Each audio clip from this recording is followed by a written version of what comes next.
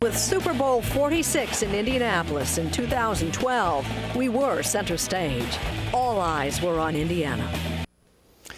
Indiana's own Jane Pauley describing one of Indiana's biggest shining moments on the global sports stage.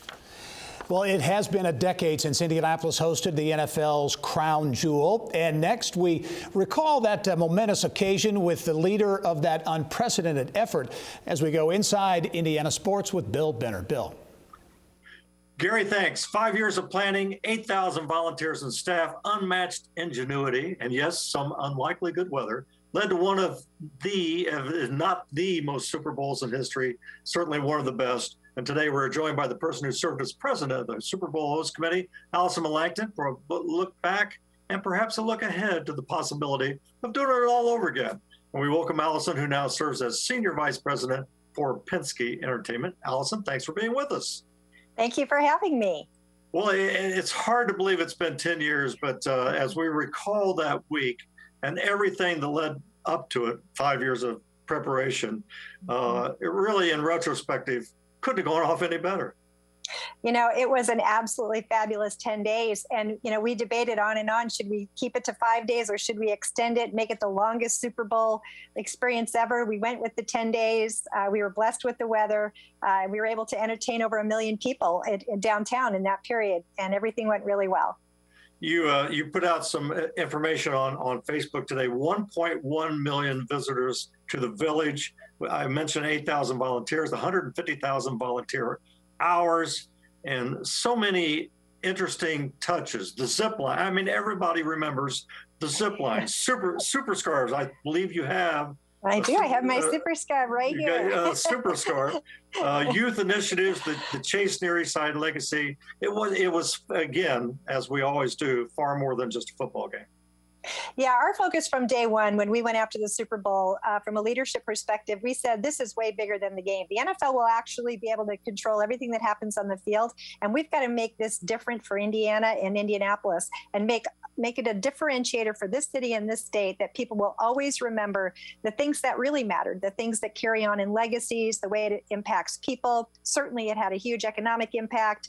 And as we sit here 10 years later, I know I'm still super proud of this effort that the city put in, because I see people all the time that bring it up and say it to me. I saw Mike Tirico this year at the Indy 500, and he said has never been a Super Bowl like Indianapolis. And of course, there were NFL concerns about bringing the game to Indianapolis, whether this whole concept of this village and a compact area would work. And they did it so well that they ended up rewriting the manual after Indianapolis hosted the game. Yeah, what a compliment, right? So many of the things we did, the NFL put into bid specs, and other cities called us later and said, how did you do that? We want to do it. And it was a bit of a convincing process to the NFL. You're absolutely right, to centralize everything, because they had Miami in their background. They had Phoenix in their background of Super Bowls, that everything was really spread out. So we just like Indianapolis always does, we started a brand new trend and a brand new industry related to this sort of nucleus for Super Bowls. Allison, as we look ahead, two things. One, a very important bill to the entire Indianapolis Sports Initiative is working its way through the state legislature that would create a fund that would help bid these attraction of great sporting events. And two, could that weigh into the fact, and as it become a big factor, in Indianapolis pursuing another Super Bowl? Let's do it again.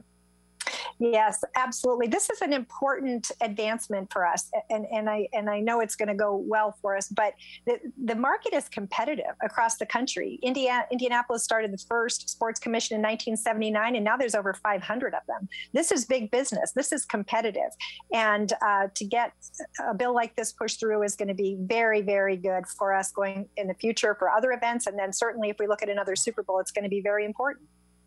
As we close, Allison, putting on your Penske Entertainment role, big announcement last week from Penske Entertainment. Force Indy now has a full-time driver, Ernie Francis Jr., to get into Indy Lights, hopefully into the Indy 500, and a very important aspect moving forward for representing minorities in auto racing at the highest level.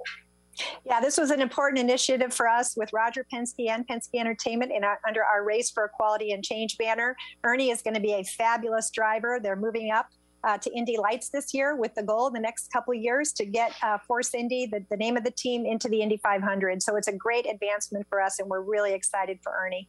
Well, Allison, we can't appreciate any more that you coming on the show, looking back at 10 years, and hopefully the next 10 years we'll have continued great successes, including maybe a Super Bowl. Let's do it again. Allison, thanks for being with us. Thank you for having me.